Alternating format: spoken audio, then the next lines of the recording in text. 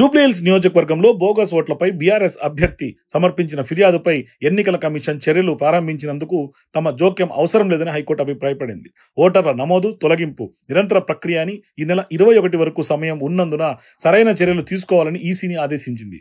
ఒకసారి ఎన్నికల నోటిఫికేషన్ వచ్చిన తర్వాత అత్యంత అనివార్యమైతే తప్ప న్యాయస్థానాలు జోక్యం చేసుకోవద్దన్న సుప్రీంకోర్టు మార్గదర్శకాలను ఈ సందర్భంగా ప్రస్తావించింది.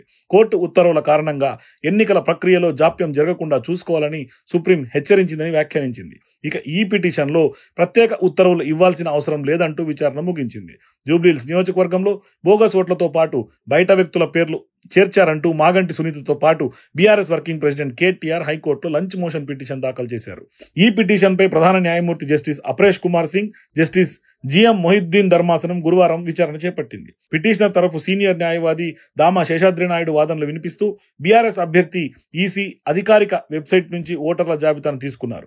నియోజకవర్గంలో 12,000 బోగస్ ఓట్లతో పాటు బయట వ్యక్తులు కూడా జాబితాలో ఉన్నారని, దీనిపై ఈసీకి ఫిర్యాదు చేసినా ఎలాంటి చర్యలు తీసుకోకుండా కొంత నిర్లక్ష్యత వ్యవహరించిందని కోర్టుకు తెలిపారు. అధికార పార్టీతో కుమ్మక్కైన ఈసీ ఓటర్ల జాబితా సమగ్రతను దెబ్బతీసేలా ఎన్నికల దుర్వినియోగానికి పాల్పడుతోందని, బోగస్ ఓట్లు తొలగించి నవంబర్ 11న ఎన్నికలు పారదర్శకంగా నిర్వహించేలా ఈసీని ఆదేశించాలని కోర్టును కోరారు. ఈసీ తరఫున సీనియర్ న్యాయవాది అవినాష్ దేశాయ్ వాదనలు వినిపిస్తూ ఓటర్ల నమోదు, తొలగింపు ప్రక్రియ నిరంతరంగా సాగుతోందని, ఈ నెల 21న నామినేషన్లు పూర్తయ్యే వరకు సవరణ అవకాశం ఉందని, జాబితాపై పరిశీలన చేసి చర్యలు తీసుకుంటామని స్పష్టం చేశారు.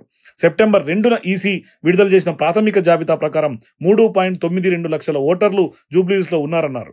సవరణల తర్వాత 6,976 మందిని కొత్తగా చేరగా 663 మందిని తొలగించారని తెలిపారు. తుది ఓటర్ల జాబితా సెప్టెంబర్ 30న ప్రచురించాం. మొత్తం ఓటర్ల సంఖ్య 3.99 లక్షలని, జాబితాపై ఓటర్ల నుంచి ఎలాంటి ఫిర్యాదు అందలేదని, 12,000 బోగస్ ఓట్లు చేర్చారన్న వాదన సమర్థనీయం కాదని కొట్టిపారేశారు. వాదనలు విన్న ధర్మాసనం ఈసీ చర్యలు ప్రారంభించినందుకు ప్రత్యేక ఉత్తర్వులు అవసరం లేదని స్పష్టంగా పేర్కొన్నారు. పిటిషనర్లు తమ ఫిర్యాదుపై చర్యలకు వేచి చూడకుండా కోర్టును ఆశ్రయించారని కూడా చెప్పింది.